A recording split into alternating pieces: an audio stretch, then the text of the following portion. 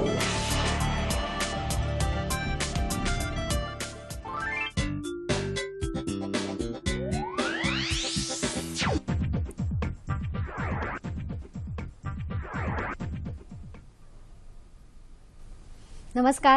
मी doctor Vinaya Patil आपल्या सर्वांचं मनपूर्वक स्वागत करते।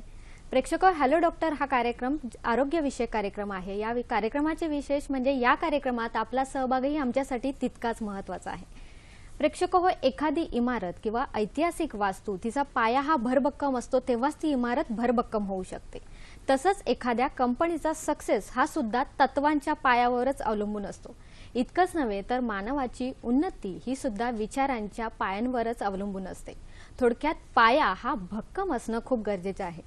आपले पाय हे आपल्या शरीराचे आधारस्तंभ आहेत। त्याच्यामुळे चालताना जेव्हा हे पाय दुखू लागतात तेव्हा खरंच ते कधी बरे होतील असे वेध लागू लागतात। आणि मुळात म्हणजे पायाच्या तक्रारी हे आपल्यासोबत लपंडाव खेळत असतात, म्हणून बऱ्याच वेळा त्याकडे दुर्लक्ष केलं जातं। गुडघेदुखीनंतर सगळ्यात जास्त सतावते ती टाचदुखी। ही टाचदुखी सध्याच्या काळात ही सर्व वयात आपल्याला दिसून येते। यासोबत व्हेरिकोज वेन आहेतच, म्हणूनच आपण खास आजचा विषय निवडला आहे आणि तो म्हणजे टाचदुखी, व्हेरिकोज वेन आणि आयुर्वेद। आणि यासाठी आपण आमंत्रित केलंय, अगदी बरोबर ओळखलं, आपल्या सर्वांच्या सुपरिचयाचे प्रख्यात तज्ञ वैद्य समीर गोविंद जमदग्नी। नमस्कार डॉक्टर। नमस्कार। हॅलो डॉक्टर मध्ये तुमचे स्वागत। वैद्य समीर गोविंद जमदग्नी हे आयुर्वेदाचार्य, आयुर्विद्या पारंगत आहेत। गेल्या 30 वर्षापासून पुणे व मुंबई येथे यशस्वी आयुर्वेदिक चिकित्सक म्हणूनही कार्यरत आहेत। श्री विश्ववती आयुर्वेदीय रुग्णालय कोल्हापूर येथे प्रमुख चिकित्सक आहेत। Shri Nargis Dutt memorial cancer hospital Barshi येथे प्रमुख चिकित्सक म्हणून कार्यरत आहेत। कॅन्सर, वंध्यत्व, हृदयरोग, गतिमंदत्व व क्रिटिकल इलनेसेस या आणि इतर आजारांमध्ये विशेष प्रावीण्य आहे। प्रेक्षक हो, तुमच्याही मनात अनेक प्रश्न येत असतील आणि आमच्या तज्ञ डॉक्टरांची उत्तरं घेण्यासाठी तुम्हाला लागतील आमचे फोन नंबर। ते चटकन लिहून घ्या अथवा मोबाईल कॅमेऱ्याने फोटो काढून घ्या। 022 हा मुंबईचा कोड क्रमांक आहे आणि फोन नंबर असा 24908050 24988050। कार्यक्रम सुरू करूया, पण तत्पूर्वी तुम्हा सर्वांना नम्र विनंती। आजच्या आपल्या कार्यक्रमाचा विषय आहे टाचदुखी, व्हेरिकोज वेन आणि आयुर्वेद। या विषयाला धरूनच तुम्ही प्रश्न विचारू शकता। प्रश्न अगदी थोडक्यात विचारा। प्रश्न विचारताना आपल्या टीव्हीचा आवाज बंद करा, जेणेकरून आपला प्रश्न हा आमच्यापर्यंत व्यवस्थित ऐकू येईल। याशिवाय आजच्या आपल्या कार्यक्रमाचे तज्ञ वैद्य समीर गोविंद जमदग्नी यांचा पत्ता, फोन नंबर आणि ॲड्रेस आपण आपल्या कार्यक्रमाच्या दुसऱ्या आणि शेवटच्या ब्रेक नंतर दाखवणार आहोत, तर त्यावेळी तो कृपया तुम्ही लिहून घ्यावा अथवा मोबाईल कॅमेऱ्याने फोटो काढून घ्यावा। नक्कीच आपण कार्यक्रमाला सुरुवात करूया। सर, अगदीच टाचदुखी आमची खूप त्रासदायक झाली बऱ्याच प्रेक्षकांना आणि त्यामुळे आपल्याला खूप फोन येणार आहेत। सर्वप्रथम सर, टाचदुखी आणि व्हेरिकोज वेन हे कशामुळे होतात? कसं आहे, पहिल्यांदा असं लक्षात घ्यायला पाहिजे की टाच हा अवयव जो आहे ना, तो संपूर्ण शरीराचं लोड बेरिंग जॉईंट जे आहेत त्याचा एक आधारस्तंभ म्हणून आपल्याला टाचेकडे बघायला लागतं। आणि व्हेरिकोज वेन्स म्हणजे आयुर्वेदानुसार शिराज ग्रंथी। आता या शिरा ज्या आहेत त्या कशातून तयार होतात हे बघणं गरजेचं आहे। रसास्तन्यम ततो रक्तमासुर्या कंडरा शिरा असं म्हटलेलं आहे। रक्तापासून रक्तवाहिन्या तयार होतात। ज्या पोकळीच्यातनं किंवा ज्या सिस्टीममधनं जो पदार्थ वाहत असतो त्या पदार्थापासून ते स्रोतस किंवा ती पोकळी किंवा ती सिस्टीम तयार झालेली असते, असा आयुर्वेदाचा एक सिद्धांत आहे। त्या अनुरोधाने मेद धातू आणि रक्तधातू हे दोन जे आहेत ते व्हेरिकोज वेन्सच्या हिशोबाने खूप महत्त्वाचे असतात। त्यांची ट्रीटमेंट करायला लागते आणि ते बिघडवणारी जी कारणं आहेत ती सगळी व्हेरिकोज वेन्सला उपयोगी पडत असतात व्हेरिकोज वेन उत्पन्न होण्यासाठी। टाचेचा संबंध जो आहे ते पार्श्वनी असं आम्ही त्याला म्हणतो टाचेला संस्कृतमध्ये। आणि टाच जी आहे त्याच्यामध्ये सरक्त मेद असतो असं म्हटलेलं आहे, म्हणजे रक्तासहित मेद त्या ठिकाणी असतो। म्हणजे थोडक्यात काय, ह्या दोन्ही धातूंचा संबंध टाचदुखीसाठी सुद्धा आहे आणि व्हेरिकोज वेन्ससाठी सुद्धा आहे, म्हणून हा विषय आपण एकत्र घेतलेला आहे। तर या टाचेच्या दुखीचं वर्णन हे 5000 वर्षापूर्वीच्या काळापासून ऋषीमुनींनी सांगून ठेवलेलं आहे। आणि सिराज ग्रंथी किंवा व्हेरिकोज वेन्स जे आहेत किंवा डीप वेन थ्रोम्बोसिस जे आहे किंवा वात रक्ताच्या काही आजारपणांच्या लक्षणांच्या मध्ये बोट काळं निळं पडणं आणि मरणाच्या तिथं वेदना होणं, या पद्धतीचे आजार जे आता अलीकडे आढळतात त्याचंही वर्णन आयुर्वेदामध्ये सांगून ठेवलेलं आहे। तर हा टाचदुखीचा जो प्रकार आहे तो आणि व्हेरिकोज वेन्सचा प्रकार हा व्यवहारात हल्ली खूप आढळतो। याचं कारण जे आहे ते म्हणजे खाणं पिणं वागणं जे आहे ते तिकटा मिठाचं आबर चबर केव्हाही विदाही असं अन्न खाल्लं जातं म्हणून याचा विचार आपल्याला करायला लागतो, म्हणून हा विषय आपण निवडला. नक्की सर, जेव्हा टाचदुखी होते तेव्हा ती अगदी कधीतरी सुरू होते, परत बंद होते, पण याची लक्षणं आहेत का काही? बरोबर आहे. कसं आहे, टाचदुखी हे एक लक्षण आहे, हा आजार नाहीये. आणि तो वेगवेगळ्या आजारामध्ये लक्षण म्हणून हे टाचदुखी येत असतं. आता समजा एखाद्या माणसाला आमवात नावाचा आजार झालेला आहे, तर त्याला विंचू चावल्यासारख्या वेदना होत असतात, त्यावेळेला टाच सुद्धा दुखू शकते. इतर सांध्यांच्यावरती त्याचा परिणाम कमी असू शकतो. वातरक्त नावाचा एक आजार आहे, जो बराचसा अॅनालॉगस आहे आधुनिक शास्त्राच्या गाऊट विकाराशी. त्याच्यात युरिक ॲसिडचे लेवल वाढते असं बऱ्याच वेळा डॉक्टर लोक म्हणतात, पण बऱ्याच वेळा असं होतं की वातरक्ताची सगळी लक्षणं आहेत आणि युरिक ॲसिड हे नॉर्मल असतं. त्यामुळे आयुर्वेदिक निदान वेगळं, आधुनिक शास्त्राचं वेगळं. पण वातरक्त या आजारामध्ये सुद्धा टाच दुखू शकते. वजन खूप असेल तर त्याच्यामुळे सुद्धा टाच दुखणं हा प्रकार जो आहे तो बऱ्याच वेळा होतो. गर्भिणी अवस्था असताना बऱ्याच वेळेला हा प्रकार झालेला दिसतो. व्हेरिकोज व्हेन्सचा काही भाग जो आहे तो टाचेच्या अनुरोधाने जर असेल तर त्याच्यामुळे ही टाच दुखू शकते. टाचेचं हाड जरी वाढलेलं असलं तरी हा प्रकार घडू शकतो. खूप मद्यपान करणारे लोक असतात किंवा खूप मांसाहार करणारे लोक असतात, त्यांची टाच जी आहे ती ह्याच पद्धतीने दुखू शकते. विंचू, कुत्रं, मांजर, उंदीर, गांधील माशी किंवा मधमाशी हे चावलेलं असेल आणि त्याच्या विषाचा परिणाम जर झालेला असेल तर लेटर एजमध्ये साधारण 20-1 वर्षानंतर टाच दुखणं असंही होऊ शकतं. तर आयुर्वेदाची निदान ही टाचेच्या बाबतीत इतकी अनंत आहेत की पहिल्यांदा त्या वैद्याला त्याची शहानिशा करायला लागते आणि त्याच्यानुसार मग त्याची ट्रीटमेंट करायला लागते. तर बऱ्याच वेळा कसं होतं, टाच दुखती ही सकाळी उठल्यानंतर 2 पावलं सुद्धा चालता येत नाही आणि पाय झटकला किंवा टाच आपटली की नंतर त्यांना पुढे चालता येतं असं होतं. तर रक्तवाहिन्याशी संबंधित ज्या विकृती असेल त्यावेळेला हा प्रकार जास्ती होतो. मज्जातंतूंच्यावरती दाब असताना सुद्धा हा प्रकार बऱ्याच वेळा घडत असतो. तर टाच हे पहिल्यांदा लक्षण आहे दुखणं हे, परंतु त्या टाचेचा संबंध जो आहे तो आपल्या कटिरातल्या सांध्यांशी संबंधित सुद्धा ती घटना असू शकते. सायटिक पेन जे आहे त्याच्यात सुद्धा एक तुनी आणि प्रतुनी असा प्रकार असतो. खालून वर पायामध्ये वेदना चढणं आणि वरून खाली चढणं असा एक प्रकार असतो. तर ह्या सगळ्या गोष्टीचा वैद्याची साकल्याने विचार करतो आणि मग त्याची ट्रीटमेंट केली जाते. प्रत्येक व्यक्तीची आयुर्वेदामध्ये ट्रीटमेंट वेगळी असते. त्यामुळे पुरुषम वीक्षा असं म्हटलेलं आहे. एक सब घोडे 12% असं आयुर्वेदात कधी होत नाही आणि हे वैशिष्ट्य आहे आयुर्वेदाचं. बरोबर आहे. इंडिव्हिज्युअलिटी म्हणजेच व्यक्तिशः ट्रीटमेंट करणं, चिकित्सा घेणं ही खूप गरजेचं आहे आणि त्याचा उपचारही तितकेच वेगळे असतात. विकास बोलतायत आपल्याशी नाशिकहून. नमस्कार विकासजी. Hello hello. नमस्कार, मी नाशिकहून विकास भावसार बोलतोय. माझ्या उजव्या पायाची टाच आहे ना, ही दुखती 2-3 वर्षापासून, पण जास्त चालल्याने किंवा जास्त उभं राहिले नाही किंवा प्रवासामध्ये तर ती टाच दुखती.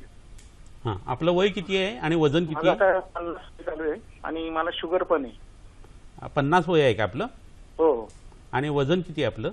माझं 81 किलो वजन आहे. किती? 81. ओके ओके, ठीक आहे. प्रश्न समजला. दोन्ही टाचा दुखतात का एकच दुखते?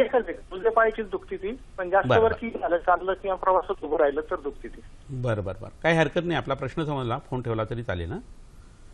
कसं आहे, मधुमेहाचा त्रास त्यांना आहे आणि वय आहे ते सुद्धा आता 50शीला आलेला आहे. म्हणजे हाडं झिजणं हाही प्रकार घडतोय आणि मधुमेहाच्या प्रकारामध्ये बऱ्याच वेळा रक्तवाहिन्यांच्यावरती आणि मज्जातंतूंच्यावरती त्याचा परिणाम येत असतो.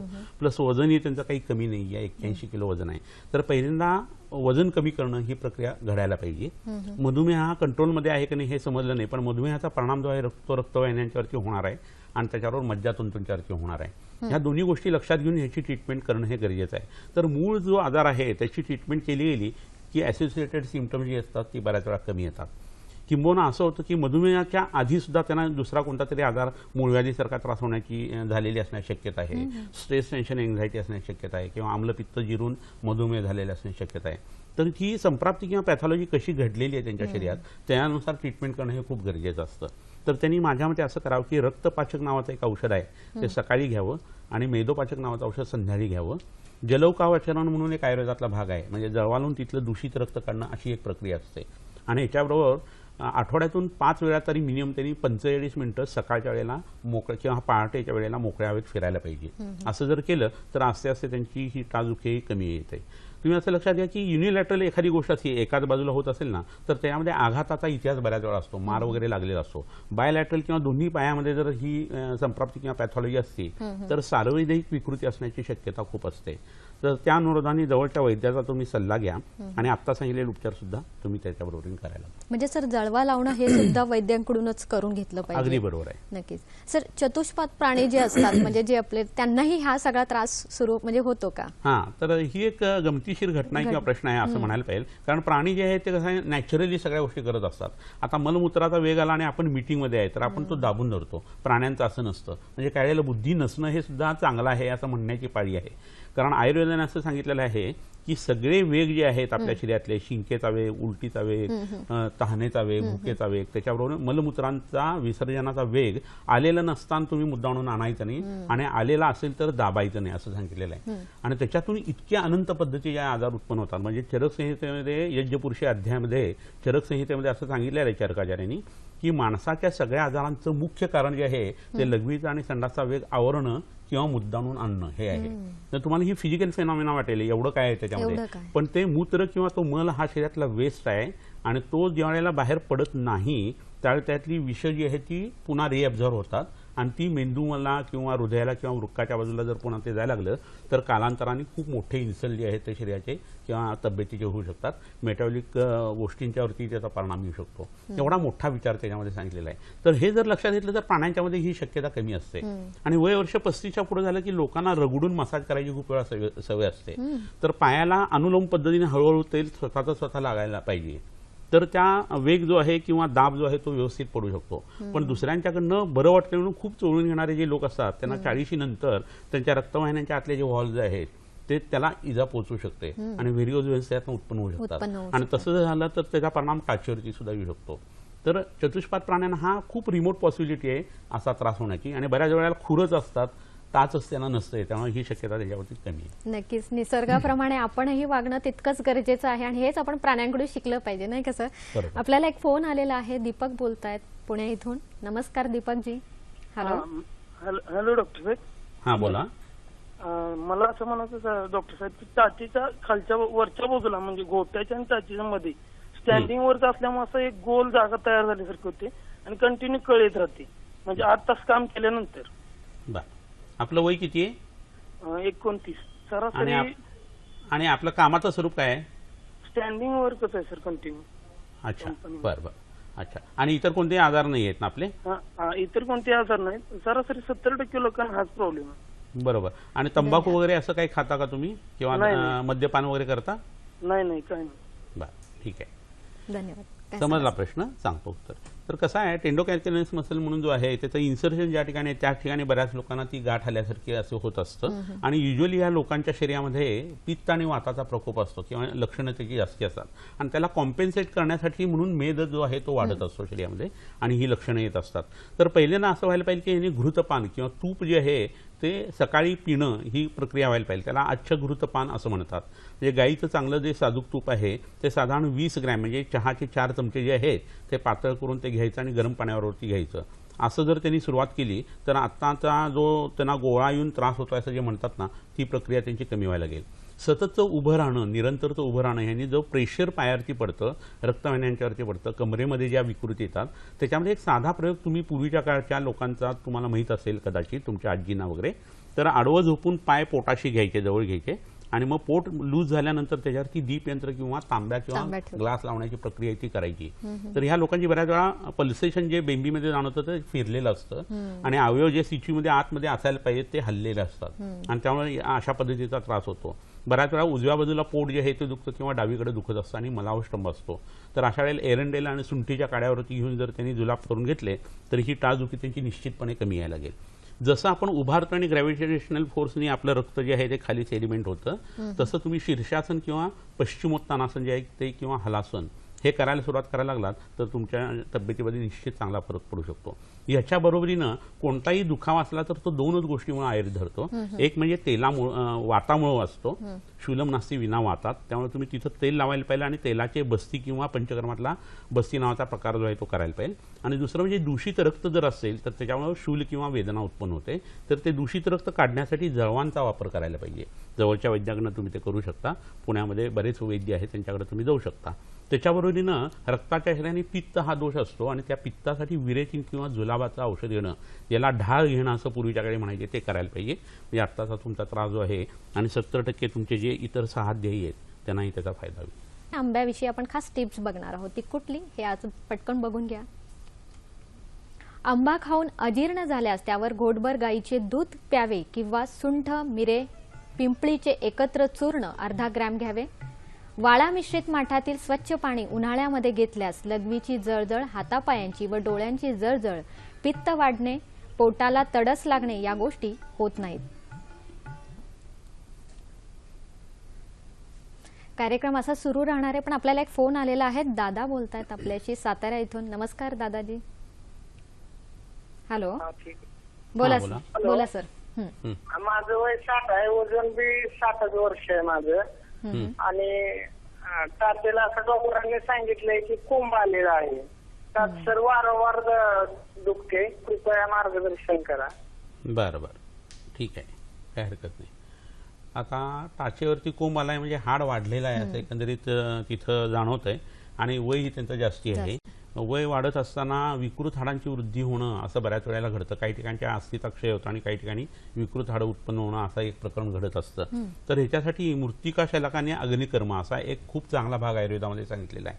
म्हणजे मातीची शलाका किंवा विटेचा तुकडा वगैरे याला विशिष्ट आकार दिलेला असतो त्रिकोणी आणि त्याला हँडल वगैरे तयार करून नंतर ते गरम केलं जातं आणि गरम केल्यानंतर काही विवेक्षित पॉईंटवरती टाचेला जर त्यांनी दग्ध किंवा अग्निकर्म केलं तर त्यांनी ह्या पद्धतीची टाचदुखी ती उत्तम पद्धतीने कमी येते. याच्याबरोबर मोहरीचं तेल जे आहे ते तिथं लावणं किंवा महाविष गर्भ तेल लावणं हे खूप उपयोगी पडतं. त्याच्याबरोबर त्यांनी कांचनार गुगुळ, रासनादी गुगुळ आणि सिंहनाथ गुगुळ असं एकत्रित एक एक गोळी जर 3 वेळा घेतली ना तर त्याचा त्यांच्यासाठी खूप चांगला फायदा होणार आहे. पण हे होत असताना वय वाढतंय आणि हाडामध्ये होणारे हे विकृत बदल आहेत हे जर नष्ट व्हायचे असेल किंवा होऊ नये असं वाटत असेल आणि कायमस्वरूपी जावे असं वाटत असेल तर सकाळी उठल्यानंतर च्यवनप्राश जे आहे ते 1 ते 2 चमचे जवळच्या वैद्याच्या सल्ल्याने तुम्ही घ्यायला सुरुवात करा. तर ह्या तिहेरी उपाययोजनांचा फायदा म्हणून तुम्हाला साधारण 2 ते 3 दिवसामध्येच त्याचा फरक दिसायला लागेल आणि 21 दिवसात ही टाचदुखी पूर्णतः जाऊ शकेल. अरे वा, 21 दिवसाचा हा उपचार आहे. करायला पाहिजे. नक्कीच. सर, आपण जेव्हा टाचेविषयी बोलतो तेव्हा बऱ्याच वेळेला ती टाच सपाट असते की काहींची गोलाकार असते, तर ह्या रचनेचा आणि आजाराचाही संबंध आहे का? फ्लॅट फूट असं जे प्रकरण असतं त्याच्यात बऱ्याच वेळा टाचा दुखणं असा प्रकार घडतो आणि तो मधला जो डोम असतो पायाचा तो त्या लोकांना नसतो आणि बऱ्याच वेळा त्याचं कारण जे आहे ते मेदोवृद्धी किंवा स्थूलपणा असं असतं. ओव्हर वेट जे आहे तेच त्याचं कारण असतं आणि काही वेळेला कंजेनायटल विकृती म्हणून हे येऊ शकतं, अशा पद्धतीची विकृती येऊ शकते. तर अशा वेळेला काय होतं, वायूचं विभजनाचं काम जे आहे ते गर्भावस्थेमध्ये बिघडलेलं असतं. कोणतीही कंजेनायटल ॲनोमली होणं हे प्रकरण जे आहे ते वियोनी विकृताकारात जे आहे ते विकृत ही मलई या पद्धतीने त्रिदोषातून एस्पेशली वात दोषातून हे घडत असतं. वाताचं विभजनाचं काम आहे, वायू विभजती असं म्हटलेलं आहे. तर गर्भ तयार होत असताना कोणत्याही गोष्टी ज्या आहेत त्या सेपरेट करण्याचं काम जे आहे ते वातामुळे होत असतं. तर ही वाताची विकृती आहे आणि स्थूलपणा असेल तर त्याला कफाला अनुलक्षण ट्रीटमेंट द्यायला लागते. वमन दिल्यानंतर बऱ्याच लोकांना, फ्लॅट फूटच्या लोकांना खूप चांगला फरक पडतो. बूट किंवा चप्पल काही विशिष्ट पद्धतीचे लोक घालतात पण त्यांनी कायमस्वरूपी फायदा होत नसतो. आणि त्याच्यावरून आता सांगितलं तसं वाताचे जे बस्ती आहेत त्याच्यामध्ये निरूळ बस्तींची जी योजना आहे ते कर्मबस्ती जर केले गेले तर ह्या लोकांना खूप चांगल्या पद्धतीने फायदा होतो. नक्कीच. डॉक्टर आपल्याला खूप छान माहिती देतात. कारण ही टाचदुखी खरंच आपल्याला खूप त्रासदायक होत असते, पण यासोबतच आपण बाकी प्रेक्षक आहेत त्यांच्यासाठी खास सर ओल्या वनस्पती म्हणजे औषधी वनस्पती आणत असतात. त्याचा नक्कीच तुम्ही आपल्या आरोग्यवहीत नोंद करून घेत असालच आणि या सगळ्या नोंदवहीची आपल्याला फायदा हाच की आपण आपल्या स्वतःच्या वैयक्तिक आरोग्यासाठीच इव्हन बाकीच्यांना सुद्धा हा उपाय सांगून मदत करू शकतात. बघूया या वनस्पती कुठल्या आहेत. आता ही वनस्पती काकमाची नावाची आहे, खूप नाजूक वनस्पती आहे. सकाळी आणलेली होती पण उन्हाने ती आता सुकलेली आहे. पण ह्याला टोमॅटो सारखी छोटीशी गोल अशी फळं येतात लाल रंगाची आणि ह्याच्यात जांभळा प्रकार सुद्धा असतो. तर ही काकमाची नावाची ही भाजी आहे आणि टाचदुखीच्या आणि व्हेरिकोजच्या लोकांसाठी ही भाजी पोटामध्ये घेणं हे खूप इष्ट आहे. आणि ही भाजी घेत असताना त्याच्यामध्ये जर मुगाची डाळ शिजवून घातलेली असेल ना आणि परतून ही भाजी केली गेली तर ती रुचकर सुद्धा लागते.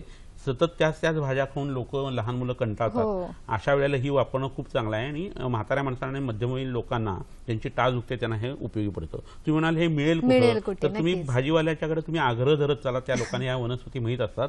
खेडेगावामध्ये किंवा तालुका प्लेसवरती तरी या नक्की गोष्टी मिळायला लागतील आणि एक वेगळं चिकित्सेचं दालन जे आहे ते उघडं होऊ शकतं. तर अशी ही एक वनस्पती तुम्हाला दाखवून झाली. ह्याच्या बरोबरीनं दुसरी ही वनस्पती आपल्या समोर जी दिसती आहे ही एरंड नावाची वनस्पती आहे. तर एरंडाचं मूळ जे आहे ते औषधासाठी उपयोगी आहे. खाली जे मूळ दिसते ना ते उपयोगी आहे. तर एरंडाचा उपयोग हा रासना सप्तक म्हणून एक औषध आहे. त्याच्यामध्ये रासना पंचकामध्ये महारासनाची काढा अशा काढ्याच्या मध्ये आयुर्वेदाने केलेला आहे.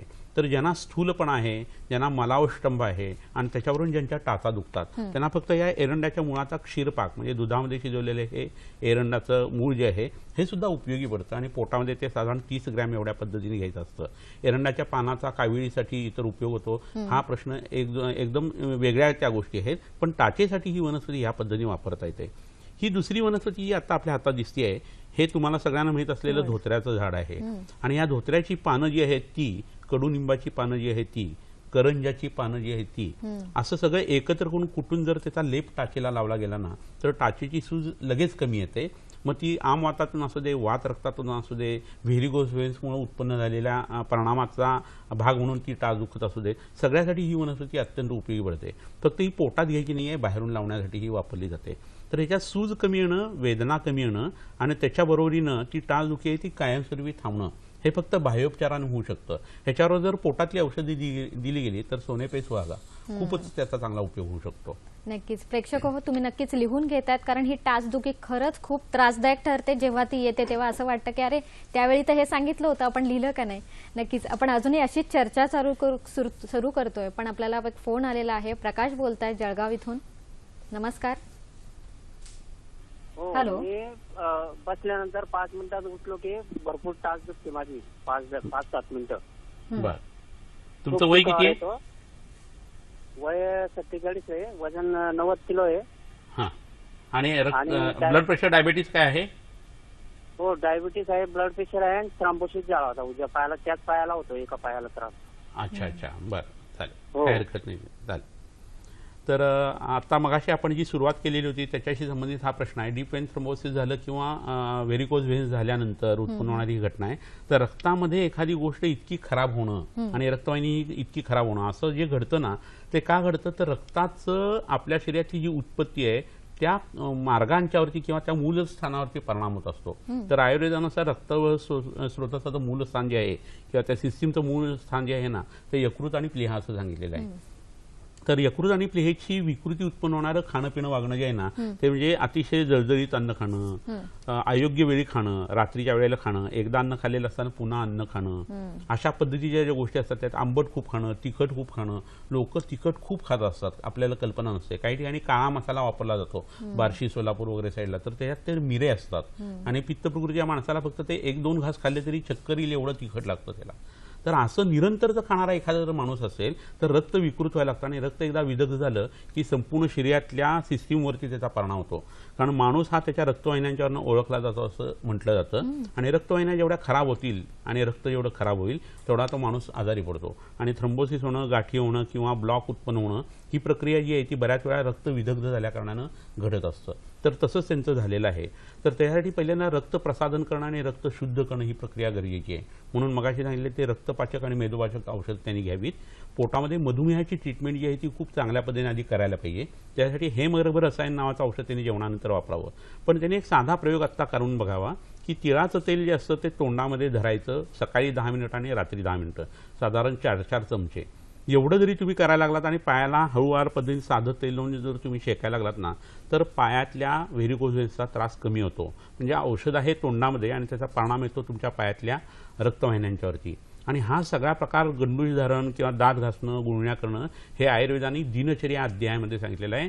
दिवसा वागावं कसं, रात्री कसं वागावं याच्यासाठी रात्रीचर्या आहे. ऋतुचर्या, ऋतूमध्ये प्रत्येक कसं वागावं हे सांगितलेलं आहे. आणि हे जर तुम्ही करायला लागलात ना तर सगळ्या वैद्य आणि डॉक्टरांचे दवाखाने ओस पडतील. परंतु लोकांना प्रज्ञापराध करायची सवय असते, चुकीचं खाणं पिणं करायची सवय असते असात्म्य इंद्रियाचा संयोग म्हणजे इंद्रियांचे चोचले पुरवायची सवय असते आणि म्हणून लोक आजारी पडतात. तर हा साधा प्रयोग प्रत्येक व्हेरिगोज व्हेन्स असलेल्या माणसाने करून बघा की तिळाचं तेल फक्त तोंडामध्ये 10-10 मिनिटं धरायचं आणि नंतर थुंकून टाकायचं आणि पाय जे आहे ते साध्या तेलाने किंवा प्रसारणी तेल आणि कासी साधी तेल लावून शेकायचे. त्या षष्टिक पिंडस्वेद नावाचा जर केला गेला शेक तर आणखी चांगला परिणाम होतो आणि रात्री एखादं जुलाब करणारं कोठा साफ ठेवणारं औषध घ्यायचं. एवढं जरी केलं तरी त्यांची प्रकाशरावांची टाचदुखी कमी होईल. नक्कीच. आपल्याला एक फोन आलेला आहे. रेश्मा बोलतायत, रेश्मा राजापूरकर कोल्हापूर इथून. नमस्कार रेश्माजी. हॅलो. हा हॅलो. हा बोला. हा मला ते व्हेरिकोज ह्यांचा प्रॉब्लेम आहे, म्हणजे दुसऱ्या डिलिव्हरी पासून प्रॉब्लेम आहे. ठीक आहे. जास्त असं उभारलं तरी त्रास होते, ते शिरा वगैरे फुटतात. एमसीच्या वेळेला पण जास्त जरा प्रॉब्लेम येते दोन्ही पायांना. तुमचं वय आता किती? 38. बरं. आणि वजन किती आहे तुमचं साधारण? 68. बरं. आणि तुमचं सीझर झालेलं होतं का नॉर्मल डिलिव्हरी होती? नॉर्मल. दुसऱ्या मुलग्याच्या वेळेला राहिल्यापासून ते प्रॉब्लेम आहे मला. बरं. आणि जरा चाललं तरी असा दम लागल्यासारखा ते होतोय. बरं, काय हरकत. धन्यवाद. ठीक आहे. बोला. आता कसं आहे, खूप छान प्रश्न विचारला आणि सगळ्या स्त्रियांना, स्त्रीवर्गांना उपयोग पडेल असं याचं उत्तर आपल्याला देता येईल.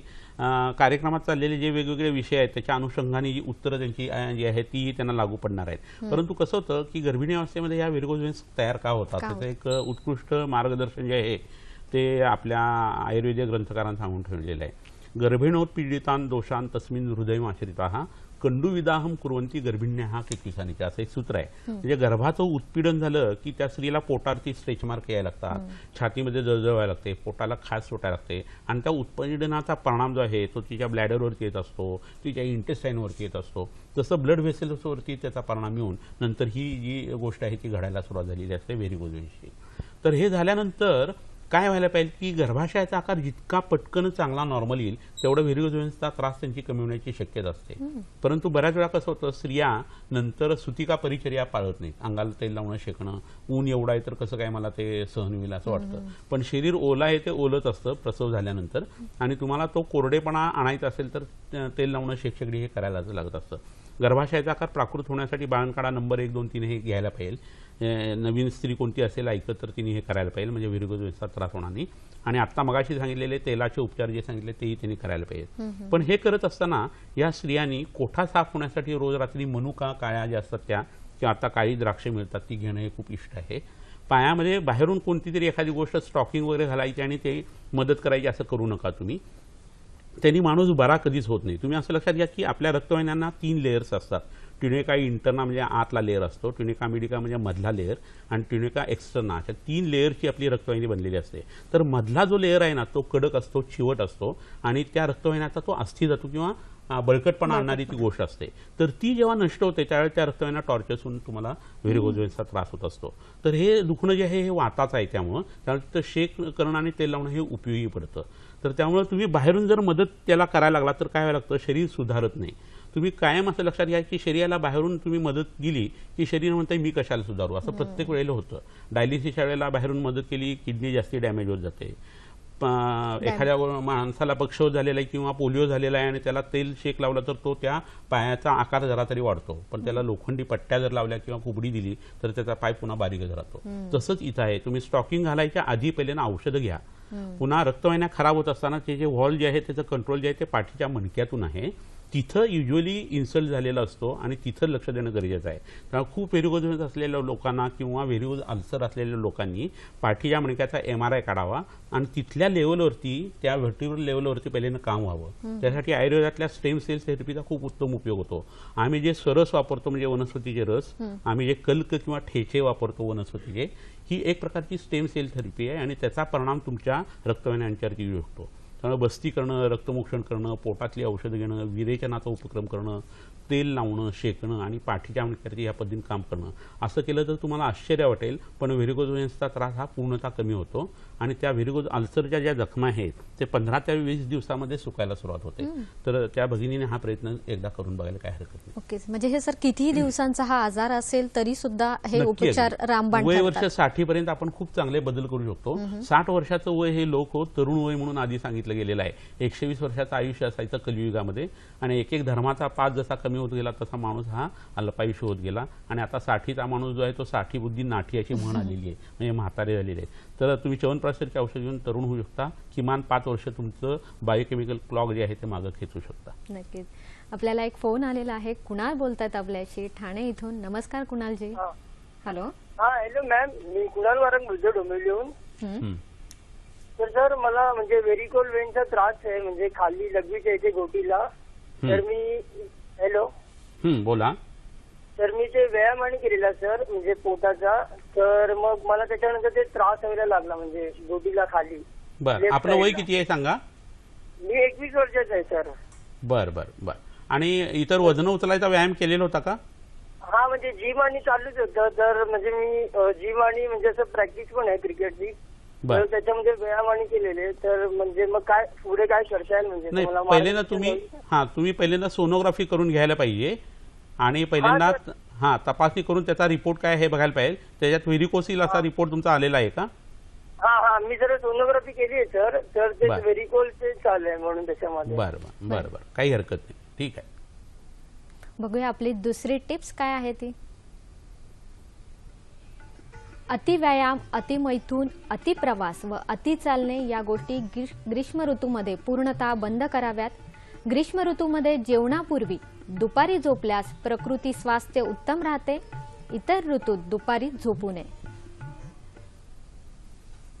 आपण चर्चा चालू ठेवूया. पण कुणाल यांचा सर फोन होता, काय सर त्यांना उत्तर देणार? आता खरं सांगितलेली इतक्या वेळची जी औषधं आहेत ती त्यांच्यासाठी लागू पडतील, परंतु त्याच्या एक वेगळं स्पेसिफिक औषध त्यांच्या प्रकृतीच्या आणि आजाराच्या हिशोबाने सांगतो की खरं म्हणजे वृषण ग्रंथी आहे, डोळे आणि हृदय या ठिकाणी शेक हा करू नये असं आयुर्वेदाने सांगितलेलं आहे. पण कमी प्रमाणात जर शेक केला गेला किंवा काही पद्धतीचं थोडंसं कोमट असं पोटीस जर लावलं तर त्यांना उपयोग त्याचा होण्याची शक्यता आहे. तर निरगुडी ही अशी एक वनस्पती आहे, पुण्यामध्ये ती बऱ्याच ठिकाणी अरण्येश्वरच्या ठिकाणी मिळते, सिंहगडला मिळते, बऱ्याच ठिकाणी ती मिळते. तर ती वनस्पतीची पानं जी आहे ती आणून ती पहिल्यांदा कुकरमध्ये घालून शिजवावीत आणि नंतर ती गरम गरम असताना सोसवेल असा त्याचा कल्क तयार करायचा, ठेचा करायचा आणि तो बांधायचा आणि नंतर लंगोट बांधायचा.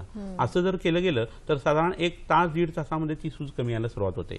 ह्याच वेळेला पोटामध्ये त्या निरगुडीच्या पानांचा रस, त्यावेळी ती पानं गरम करायची नाहीयेत, कुठून रस काढायचा आणि सकाळी आणि संध्याकाळी 10-10 ml त्यांनी तो रस घ्यावा. हा शेकाचा प्रकार जो आहे तो आठवड्यातून फक्त 2 वेळा केला तरी चालेल आणि पोटात सांगितलेलं हे निरगुडीचं औषध घ्यायचं. त्याच्यावर आत्ता कार्यक्रमामध्ये जी वेगवेगळी औषधं सांगितली ती सुद्धा घ्यावीत आणि असं केलं तर त्यांचा तो त्रास जो आहे तो कमी होण्याची शक्यता भरपूर आहे आणि तो त्यांनी ह्याच वयात कमी करणं हे गरजेचं आहे. कारण त्याचा परिणाम जो आहे तो वृषण ग्रंथीवरती होऊन नंतर शुक्रार जंतूशी संबंधित प्रॉब्लेम येऊ शकतात आणि स्पर्मचा काउंट जो आहे तो कमी होण्याची शक्यता असते. तर हे लक्षात घेऊन तुम्ही त्या पद्धतीने मागं लागा. आणि संक्षिप्तः क्रियायोगो निदान परिवृजनम, म्हणजे आजाराचं जे कारण आहे ते काढलं जायला पाहिजे. तर तुम्ही वजन उचलत असाल, हाऊ एक्सरसाइज खूप होत असतील, जुडो कराटे कुंफू सारखं होत असेल काही किंवा सिटअप्स काढत असाल तर आत्ता तुमचा आजार पण कमी असतोपर्यंत तुम्ही ते कमीच ठेवा, म्हणजे लवकर तुम्हाला गुण येण्याची शक्यता आहे. नक्कीच. आपल्याला एक पुढचा फोन आलेला आहे. कमल बोलतायत आपल्याशी सोलापूर इथून. नमस्कार कमलजी. हॅलो. हॅलो, बोला. नमस्कार. मी कमल खबाले बोलते. माझ्या टाचांना भेगा पडलेत. बर. आणि रक्त पण येते त्याच्यातून. बर. क्रीम वगैरे वापरली पण काही फरक नाही. कृपया मार्गदर्शन करा. बर. नक्कीच, धन्यवाद सर. वेगळा प्रश्न आहे, एकदमच वेगळा आहे पण आपल्याला तरी शब्दात पकडलेला आहे. टाचेच्या टाचदुखी ही त्या भेगामुळे असू शकते. तर सोल सोरायसिस किंवा पाम सोरायसिस सारखी लक्षणं दिसतात. फक्त भेगा पडणं असं सुद्धा लक्षण बऱ्याच वेळा असतं, रक्त येतं असं ते म्हणतात. तर आयुर्वेदामध्ये असं एक सूत्र आहे, स्वेदक्ष हे रोमच्युती स्फुटनम त्वचा आणि स्तब्ध रोमता असं सांगितलेलं आहे. म्हणजे शरीरातला घाम कमी झाला ना आणि कोरडेपणा यायला लागला तर त्वचा जी आहे ती फाटायला लागते, विदारण व्हायला लागतं. मौसगत किंवा मेदोगत वाताच्या लक्षणांच्या मध्ये किंवा कुष्ठांच्या लक्षणांमध्ये सुद्धा दरण किंवा भेगा पडणं हे लक्षण येतं. तर त्यांच्या शरीरातलं मौस जे आहे ते सुधारायला पाहिजे, मेद सुधारायला पाहिजे आणि त्यांना घाम यायला पाहिजे. ही प्रक्रिया जर घडली तर त्यांचा हा त्रास कमी होईल. आता खरं सोलापूरसारख्या रणरणत्या भागात त्या राहतात आणि त्यांना घाम कमी येतोय हे म्हणजे एकदमच विचित्र वाटतं. परंतु इतर तब्येतीशी संबंधित लक्षणांच्यामुळे ही घटना झालेली असेल तर त्यांनी एक साधा उपचार करावा. अंजिराची झाडं बऱ्याच ठिकाणी असतात आणि कोरड्या ठिकाणी खूप असतात. तर अंजिराच्या पानाची राख तयार करायची आणि ती लोण्यामध्ये घालून त्यांनी लावायला सुरुवात करू दे आणि रात्री झोपताना त्रिफळा चूर्ण घ्यायचं. असं 3 महिने केलं की पाय जे आहे ते अक्षरशः कमळासारखे होतात. तुम्ही राजस्थानमध्ये राहत असला तरी चालेल, सोलापूरला राहत असला तरी चालेल, एवढं ते उपयोगी आहे. कोकमाचं तेल म्हणून जे मिळतं, रातंब्याचं तेल, ते आणून तेही तुम्ही लावू शकता आणि पायामध्ये नेहमी तुम्ही सॉक्स जे आहे ते रात्री झोपताना आणि दिवसाही घालत चला, म्हणजे आत घाम यायला लागेल आणि तुमची त्वचा जी आहे ती चांगली व्हायला लागेल. हे होत असताना रक्त येतं, ही जी तुम्ही प्रक्रिया त्या सांगते त्याच्यावर जर खाज असेल ना तर तो विचर्चिका नावाचा वेगळा आजार असतो आणि त्याच्यासाठी वेगवेगळी औषधं असतात. तर पामा मलम नावाचं मलम त्याच्यासाठी तुम्हाला उपयोगी पडेल आणि पोटामध्ये महामंजिष्ठादी काढा तुम्ही घ्यावा. नक्कीच तुमचं उत्तर खूप डॉक्टरांनी छान दिलेलं आहे. जरी वेगळं असलं तरी पूर्णतः सर त्यांचं मनाला म्हणजे कळालं असेल की उपचार काय घ्यावेत. सर आपण इतक्यात यांचा प्रश्न घेतला, पण महिलांमध्ये टाचदुखी ही काही वेगळी असते का? आता मगाशी एका स्त्रीने प्रश्न विचारलेला होता तसं गर्भिणी अवस्थेनंतर, स्थूलपणानंतर असं टिपिकल पिक्चर एक व्यवहारामध्ये आम्हाला दिसतं. 35 वर्षाचा अनुभव आहे, आपल्या विद्यार्थ्यांचाही अनुभव आहे. गोरी जाड स्त्री आणि पायामध्ये हिरव्या निळा शिरा, केव्हापासून सुरुवात तर दुसऱ्या बाळपणाच्या नंतर काय त्रास होतोय तर टाच दुखते असं बऱ्याच वेळा सांगितलं जातं आणि मंद असा अंगामध्ये ताप असतो. तर ही टाचदुखी कमी होण्याच्या आधी तुम्ही अंगातला तो बारीक ताप आहे ना तो कमी करा. कारण चातुर्चिक ज्वर नावाचा एक ज्वर आहे, त्याच्यामध्ये अस्थिमज्जागत असे दोष जातात आणि मग टाचदुखी येत असते. तर ज्या लोकांना चिडचिड, रागा, आदळापट करण्याची सवय आहे आणि ज्यांना अंगामध्ये थोडासा ताप वाटतो आणि टाच दुखते, तर त्याचं उत्तर जे आहे ते टाचदुखी या आजाराचं नसून त्या लक्षणाचं आहे आणि त्यासाठी मूळ आजार जो आहे तो कमी व्हायला पाहिजे. तर त्यासाठी चातुर्चिक ज्वराची पेया म्हणून आहे ती सकाळी संध्याकाळी या लोकांनी घ्यायला पाहिजे, म्हणजे त्याचा हा त्रास कमी येतो. आणि महासुदर्शन काढा नावाचं एक अतिशय अप्रतिम औषध आहे, ते 2-2 चमचे या स्त्रियांनी जेवणाच्या नंतर घ्यायला पाहिजे, तर त्यांची टाचदुखी कमी येते. आणि मग इतर काही आजाराच्या मुळे जर टाचदुखी असेल तर इतका वेळ जो आपण उहापोह केला त्यातलीच औषधं त्यांना उपयोगी पडणार. नक्कीच मानसिक लक्षणंही स्त्रियांच्या बाबतीत सगळ्याच घराला कळत असतील, त्याच्यामुळे नक्कीच त्याच्याकडे अगदीच गंभीरतेने लक्ष देणं खूप गरजेचं आहे. मिनल यांचा फोन आलेला आहे आपल्याला पुणे इथून. नमस्कार मिनलजी. हॅलो. हॅलो, बोला. हा, मी सौ मिनल वाघुर्दे बोलतीये पुण्याहून. मला 2 महिन्यापासून कॅल्कॅन्युअल स्पर डिटेक्ट झालेला आहे आणि माझी टाच सुद्धा दुखतीये. बरोबर. हा, 2 महिन्यापासून हे झालेलं आहे. आपलं वय किती? त्रास होतो आहे. वय किती आहे आपलं? माझं 38 वर्ष. आणि वजन किती आहे आपलं? माझं 49 kg. काही हरकत नाही, ठीक आहे. पाळीची काही तक्रार नाही ना? ठीक आहे, काही हरकत नाही, चालेल. तर आता यांच्या बाबतीतला हा जो स्पर वाढण्याचा जो त्रास आहे असा बऱ्याच लोकांना किंवा स्त्रियांनाही असण्याची शक्यता असते आणि ते हाड वाढलं या नावाखाली आपण ते बघत असतो. तर ही आलेली जी सूज आहे किंवा स्पर जी आहे ती कमी करण्यासाठी मगाशी सांगितलं तसं विटेचा टोला आहे तो गरम करून त्यांनी जरी तास त्यांनी शेकायला सुरुवात केली आणि रात्री फक्त महाराष्ट्रामध्ये काढा जरी घेतला तरी ही तक्रार त्यांची 2 महिन्यामध्ये निश्चित कमी होईल. पण हे करण्याच्या ऐवजी एक वेगळा प्रयोग तुम्हाला सांगतो. छोटी पणती जी असते मातीची त्याच्यामध्ये मोहरीचं तेल घालायचं गरम केलेलं आणि त्याच्यामध्ये फक्त टाच बुडवून ठेवायची. तर मातीचा शेक जो आहे तोही होतो आणि तेलाचा शेकही उत्तम पद्धतीने होतो आणि आतली वाढलेली हाडाची वाढ जी आहे ती कमी व्हायला लागते. तुम्ही असं लक्षात घ्या की शरीरामध्ये वात जर वाढायला लागला तर अस्थिधातूचा क्षय होत असतो. विकृत पद्धतीने वात ज्यावेळेला वाढायला लागतो ना त्यावेळेला शरीर त्याला कॉम्पेन्सेट करण्यासाठी अशा पद्धतीची हाडं जी आहेत ती वाढवत असतो. तर ह्याच्यासाठी तुम्ही पहिले ना पाचन म्हणजे पोटातली घाण पचवणारी औषधं घ्यायची वैद्याकडे जाऊन. ते झालं की अंगाला स्नेहन म्हणजे तेल लावायचं, नंतर स्वेदन म्हणजे अंग शेकून काढायचं.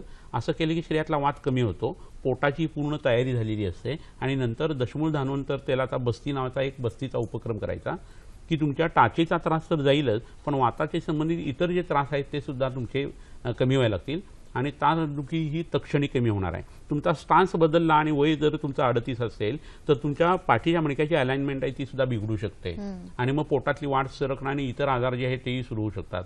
तर पहिल्यांदा त्या टाचेकडे लक्ष द्यायला पाहिजे कारण तो पाया आहे आपल्या शरीराचा आणि ते एकदा झालं की इतरही त्रास तुमचे कमी होतील. आणि वाताची ही बस्ती नावाची जी ट्रीटमेंट आहे ही कोणत्याही आजाराची निम्मी ट्रीटमेंट आयुर्वेदाने सांगितलेलं आहे. असं जर असेल तर तुमच्या शरीरातले इतर आजारांची जी बीजे आहेत ती सुद्धा आत्ताच नष्ट होऊन जातील आणि पुढच्या सगळ्या आयुष्यावरती त्याचा खूप छान परिणाम तुम्हाला येईल. सर, इतक्यात आपण महिलांच्या टाचदुखीविषयी म्हणालो, पण तरुणपणातही टाचदुखी जी असते आणि वृद्धाप्य काळातली टाचदुखी यामध्ये काही फरक असतो का? कसं आहे, वृद्धाप काळामध्ये हाडं झिजण्याची प्रक्रिया ही जास्ती असते, वात वाढलेला असतो आणि इतके दिवसाचे जे कष्ट आहेत ते सगळे जे असतात ते निघत असतात. आपल्याला गुडघ्याला पडून झालेल्या जखमा, लागलेल्या ठेचा, या जखमा सुद्धा नंतर उकलत असतात आणि म्हणून आयुर्वेदाने पूर्वे वैसे मध्यमावा या पद्धतीने रसायन सेवन सांगितलेलं आहे. रसायन म्हणजे केमिकल असा अर्थ नसून आपल्या शरीरातले जे 7 धातू आहेत, रस रक्तादे इयंते इति रसायनम असं म्हटलेलं आहे आणि त्याचा परिणाम म्हणजे काय, दीर्घमायू, स्मृती मेधा, आरोग्यम तरुणम वया असं सांगितलेलं आहे. तुमचं आयुष्य वाढणं, तरुणपण टिकून राहणं, आरोग्य टिकून राहणं, तुमचा स्वर जो आहे तो चांगला होणं, तुमचा रंग चांगला राहणं, ह्या सगळ्या प्रक्रिया घडण्यासाठी आणि आयुष्य वाढण्यासाठी हे घ्यायचं प्रकरण जे आहे ते तरुण वयामध्ये जर केलं गेलं तर म्हातारपणी ही आफतच येत नाही आणि टाचदुखी त्यावेळेला लागतच नाही. तरुण वयामध्ये काय होतं, मगाशी आता सांगितलं तसं वजन वाढून हा प्रकार हल्लीच्या काळामध्ये खूप आढळतो आणि जंक फूडचा परिणाम रक्तधातूवरती होऊन हृदरोगापासून ते टाचदुखीपर्यंत आणि व्हेरिकोज मूतखड्यापर्यंत अनेक पद्धतीचे आजार आपल्याला दिसून येतात. तर हे जे आहे ते संतर्पणातून किंवा भ्रूणात्मक किंवा शरीरामध्ये जास्ती कफ आणि मेद वाढल्या कारणानं या घटना असतात आणि रक्त बिघडल्यामुळं हा तरुण वर्गाचा प्रकार असतो. तर त्यांना विरेचन, जुलाबाचं औषध देणं, जळवा लावणं अशा पद्धतीचा उपचार करून त्यांची ट्रीटमेंट करायला लागते. तर हा बेसिक फरक जो आहे तो तरुण वयातल्या टाचदुखीमध्ये आणि म्हातारपणीचा आहे. नक्कीच. आपल्याला एक फोन आलेला आहे. अपर्णा बोलतायत आपल्याशी नागपूर इथून. नमस्कार अपर्णा. हो, बोला. हॅलो. हॅलो, बोला बोला बोला मी बोला मॅडम. अपर्णा खेरकर बोलते नागपूरवरून. माझं वय 40 आहे आणि मला 10 वर्षापासून व्हेरिकोज वेन्सचा त्रास आहे, पण तो फक्त उजव्या पायाला अगदी छोटीशी व्हेरिकोज वेन्स दिसते आणि मी योगासनं वगैरे करते, तर त्या पूर्णपणे ठीक होऊ शकतील का? बरं, आता वय किती बोललात? 40. बरं, ठीक आहे, काय हरकत. सर, अपर्णा यांचा फोन आलेला होता, काय सांगा? बरोबर. आता बऱ्याच स्त्रियांना हा त्रास होतो आणि फारसा काही नाही असं एकंदरीत म्हटलं गेलं त्यांच्याकडनं, पण हे फारसं काही असं नाही. पहिल्यांदा एक रे घेते, त्याचा नंतर व्ही बनतो, नंतर त्याचा एम किंवा डब्ल्यू बनतो आणि व्ही डब्ल्यू असं होतं. पाय सगळा केव्हा भरून गेला हे समजत सुद्धा नाही असं होतं. आणि ही त्रासदायक प्रकरणं आहेत ही या रक्तवाहिन्याच्या संदर्भातली. तर आता इतके उपचार जे आपण बघितले त्याच्यावर योगोपचारच्या करतायत, हे खूप चांगली गोष्ट आहे. पण एक प्रश्न नेहमी असा राहतो या बाबतीमध्ये की सगळे वैद्य लोक किंवा डॉक्टर लोक ही ट्रीटमेंट देत असताना रक्तवाहिन्यांच्या आतले जे व्हॉल्व्ज आहे त्याचं कंट्रोल असलेली जी मज्जातंतूंची सिस्टीम आहे ती पाठीच्या हिशोबाने जी काम करते तिथं कुणाचंही लक्ष फारसं जात नाही. तर तुम्ही त्यासाठी पहिल्यांदा पाठीच्या मणक्याचा MRI काढून घ्यायचा आणि कोणत्या लेवलला लंबोसॅक्रल रिजनच्या दरम्यान किंवा पाठीच्या आपल्या कमरेचे जे 5 मणके आहेत तिथं काही विकृती आहे का हे बघायचं. कारण तिथनं निघणारे जे मज्जातंतू आहे ज्यांचं कंट्रोल आपल्या रक्तवाहिन्यांच्यावरती आहे त्याचा विचार तेवढा करायचा राहून जातो आणि तेवढ्यासाठी मग ट्रीटमेंट जी आहे ती पाठीच्या मणक्यावरती व्हायला लागते. असं आयुर्वेदात खूप वेळा होतं की आजार असतो एके ठिकाणी आणि वैद्य दुसरीकडेच औषध देत असतो आणि मग सुशिक्षित लोकांना वाटतं ह्यांचं हे काय चाललंय वेडे. पण तुम्हाला सांगतो की शौचाच्या मार्गामध्ये खडा झाला तर डोकं दुखू शकतं आणि संडासला जर खडा हे असेल तर त्याचं उत्तर डोकंदुखी ह्याचं उत्तर आम्ही काढतच नाही किंवा त्याची औषध देत नाही. शौचाचा मार्ग साफ केला की ते डोकं दुखणं थांबतं. तर तुम्ही हे आयुर्वेदाची दृष्टिकोन आणि पद्धती ही खूप वेगळी आहे. तसं जवळच्या वैद्याकडे नागपुरामध्ये खूप छान मोठे मोठे वैद्य आहेत सीताबर्डीच्या भागामध्ये. तर तिथं जाऊन तुम्ही त्यांची ट्रीटमेंट घ्या आणि हा आजार पूर्णतः बरा होऊ शकतो याच्यावरती विश्वास ठेवा. एकदा ह्या रक्तवाहिन्या वाढून त्याचे अल्सर वगैरे व्हायला लागले आणि शरीरातल्या नवीन घटकांची उत्पत्ती थांबली की मग नंतर कोणता आजार बरा होणं हे अवघडून बसतं. नक्कीच. सर, आपण बऱ्याच वेळेला असं बघतो की टाचेच्या तिथे कुरूप असतं, तर त्याचा आणि व्हेरिकोज वेन किंवा टाचदुखीचा याचा संबंध काय? कुरूप एखाद दुसरं असलं तर गोष्ट वेगळी, पण आपण प्रॅक्टिसमध्ये असं बघतो की हातामध्ये आणि पायामध्ये 30-30, 40-40 कुरूप आहेत. असे लोक बऱ्याच वेळा वैद्याकडे येतात. कुरूपाचं नाही तर नुसतं कॉर्न कॅप लावली आहे, अग्निकर्म केलंय, विद्धकर्म केलंय, ह्यांनी ते बरं होऊ शकतं. परंतु कसं होतं, एखाद दुसरं कुरूप अतिशय पायाच्या अवघड जागेला जर असेल ना तर मग चालण्याची ढब बदलते आणि त्या माणसाचं वय 50च्या पुढे असेल आणि हाडं झिजत असतील तर त्याला पाठीच्या मणक्याचे आजार त्या कुरूपामुळे होऊ शकतात. तर कुरूप हे युजली काटा काच घुसल्यामुळे उत्पन्न होऊ शकत असतं आणि त्याच्याबरोबरीनं मांसावृत्त वातन नावाचा जो प्रकार आहे त्यातून एडी करंट जसे असतात, फॅन फिरताना जो करंट असतो तशा पद्धतीचे करंट जे आहे ते पायामध्ये गेलेले असतात वाताचे आणि त्यामुळं मांसाचं हे दुखणं झालेलं असतं. तर ह्याला एक साधा अतिशय उपचार आहे आणि तो म्हणजे बोराची पानं रोज 3 ताजी पानं सकाळी खायची आणि 3 ताजी पानं संध्याकाळी खायची चावून असं 3 महिने केल्यानंतर तुमचे हात आणि पाय जर कुरपाने भरलेले असतील तर ते सुद्धा मोकळे व्हायला सुरुवात होईल आणि तुमची टाचदुखी जर त्या कारणामुळे असेल तर ती टाचदुखी सुद्धा त्यांनी कमी व्हायला लागेल. सर अगदी वेळ कमी आहे तरी पण यासाठी बऱ्याच वेळेला ऑपरेशन किंवा स्टॉकिंग सांगितले जातात, तर त्याविषयी काय? त्याच्याविषयी मगाशीच आपलं बोलणं झालं की बाहेरून एखादी एजन्सी आपण शरीराला द्यायला लागलं की शरीर हे सुधारत नाही, तर खूप वाढलेल्या प्रकरणांच्या मध्ये प्रेशर फेनॉमिना म्हणून ती वापरली जाते, पण आयुर्वेदाचं म्हणणं त्याच्यापेक्षा वेगळं आहे. आणि आता सांगितलेल्या पाठीच्या मणक्याच्या पातळीवर पासून कामं जर करायला लागली तर मग ह्या गोष्टींची गरजच पडत नाही आणि त्यातनं रुग्ण बरा होण्याची शक्यता वाढत जाते. नक्कीच. प्रेक्षक हो, तुमच्यासाठी खास डॉक्टरांनी आरोग्य सल्ला आणला आहे, तो टाचदुखी आणि व्हेरिकोज वेनसाठी आहे. तो बघूया काय आहे आजचा सल्ला.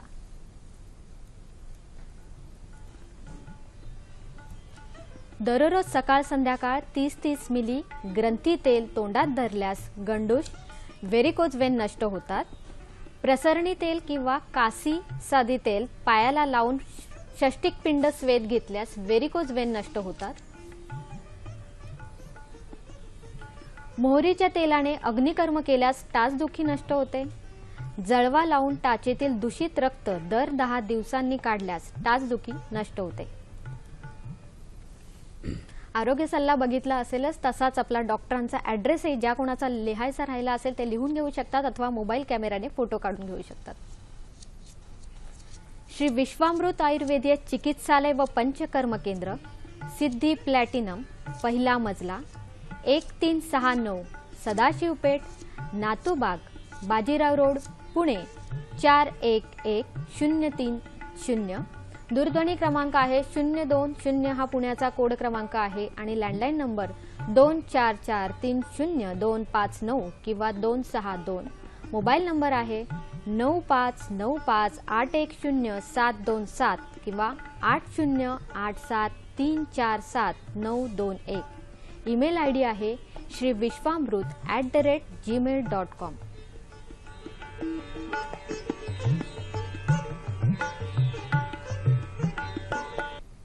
आमचा कार्यक्रम तुम्हाला कसा वाटला हेही आम्हाला जाणून घ्यायचे, त्यासाठी बघून घ्या पटकन पत्ता. निर्माती हॅलो डॉक्टर, दूरदर्शन केंद्र, वरळी, मुंबई 400030. ईमेल आयडी आहे hello doctor DDK Mumbai@gmail.com. Facebook आहे facebook.com/ddsahyadri.in. youtube.com/user/ddsahyadri. इथे तुम्ही आमचे सर्व कार्यक्रम बघू शकतात. डॉक्टर, एवढी चर्चा चालू आहे तरी सुद्धा असे आहेत की काही व्यवसाय असे असतात की जिथे लोकांना नेहमी उभं राहावं लागतं, तर त्यामुळे सुद्धा व्हेरिकोज वेन होऊ शकतात का? बरोबर आहे, नक्की होतात. कसं होतं, पोलीस आहेत, ट्रॅफिक पोलीस आहेत किंवा शिक्षक आहेत किंवा सेल्समन्स आहेत तर किंवा MR जे आहेत ते यांना हा नेहमी त्रास होत असतो आणि त्यांनी अंगाला तेल लावण्याची जी प्रक्रिया आहे ती आणि पंचकर्मातले आता सांगितलेले रक्तमोक्षण, विरेचन आणि बस्ती हे करणं गरजेचं आहे. त्यांनी त्यांचा त्रास नक्की कमी होऊ शकतो. सर, मधुमेह किंवा हे जे बाकी काही आजार आहेत त्यामध्ये सुद्धा खास कुठली काळजी घेण्याची गरजेची आहे? कसं आहे, व्हेरिकोज वेन्स आहेत आणि मधुमेह आहे आणि व्हेरिकोज अल्सर झाला तर पाय संपूर्ण सडण्याची शक्यता असते आणि अॅम्प्युटेशन किंवा पाय तोडण्याची शक्यता असते. डॉक्टरांच्याकडनं ही घटना बऱ्याच वेळा करावी लागते. तर अशा वेळेला नाचणीची भाकरी आणि तूप घ्यायचं 63 दिवस पोटामध्ये आणि व्हेरिकोज वेन्सची ट्रीटमेंट करायची. तर मधुमेह कह्यामध्ये येतो आणि ती जखम सुद्धा भरून येते, पाय तोडायची पाळी येत नाही आणि किडनीवरती त्याचा विकृत परिणाम होत नाही.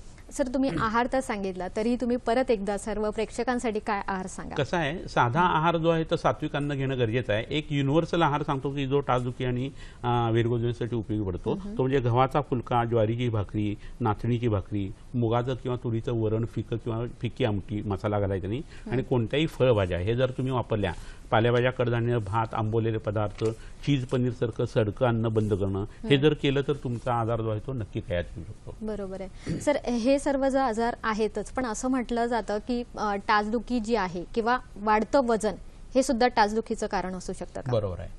वजन खूप वाढणं ही प्रक्रिया जी आहे ना ती कमी करण्यासाठी आपलं जेवण जे आहे ते 40 नंतर एक भुक्त राहायला पाहिजे, एकदा जेवायला पाहिजे. संध्याकाळी वाटलं तर तुम्ही भाजकं खा किंवा माफक अन्न घ्या किंवा फक्त दूध पीत चला.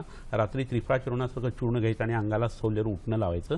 कपालभाती हा प्राणायाम करायचा आणि सूर्यनमस्कार घालायचे. नक्की. सर, सगळ्यांच्या मनातला प्रश्न, कितीही वर्षांचा व्हेरिकोज वेनचा जर त्रास असेल तर आयुर्वेदाने तो पूर्णपणे बरा होतो का? नक्की होऊ शकतो. वय वर्ष 60च्या आत असेल तर पंचकर्म, औषधं आणि स्नेहसंवेदनेने नक्की फरक पडतो. सर, योगासने आणि प्राणायाम याचा आपण नेहमीच उल्लेख करत असतो, तर त्यामुळे काय फायदा होतो? योगासन आणि प्राणायामामुळे रक्तातली ऑक्सिजन कॅरिंग कॅपॅसिटी वाढते, त्यामुळे रक्तवाहिन्यांचं आरोग्य सुधारतं आणि व्हेरिकोज बरे होतात. नक्कीच.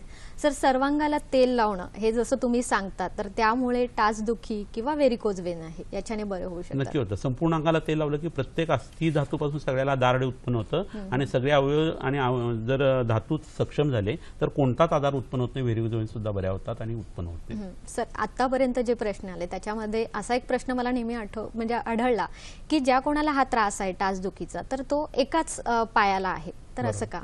कसं होतं, ज्या ठिकाणी स्थानवैगुण्य किंवा लो व्हायटॅलिटी इश्यू आहे तिथंच आजार जो आहे तो अटॅक करत असतो आणि त्या पद्धतीने त्यांच्या त्या पायामध्ये युजली पुरुषांना उजव्या पायामध्ये आणि स्त्रियांना डाव्या पायामध्ये व्हेरिकोज वेन्सचा किंवा टाचदुखीचा त्रास होत असतो. सर, त्यासोबत सायाटिका समजा असा जर काही त्रास असेल तर आपण म्हणतो की व्हेरिकोज वेनचा जर आपण उपचार घेतले किंवा टाचदुखीचे, तर ते सायाटिकाला सुद्धा उपचार उपयोगी पडतात.